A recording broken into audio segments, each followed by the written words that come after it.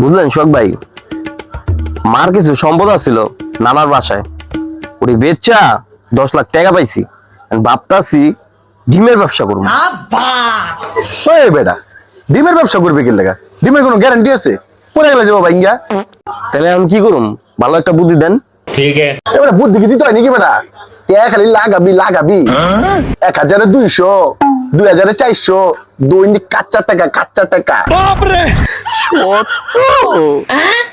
এই বেটা কি বুদ্ধি দিতেছিস তুই? সুদ খাওয়াই না ব্যবসা?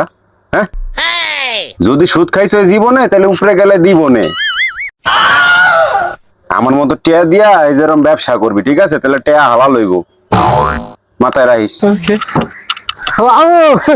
আজকের কালেকশন ভরপুর, একটারও বাদ দিইনি। আজকে সব দিক থেকে সুদের টাকা কালেকশন করে লইছি, পুরাই ব্যাগ ভরা। 500 টাকা দিয়েন, দরকার আছে।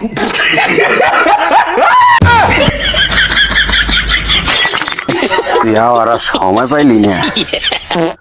Voy a la playa, había subido la marea.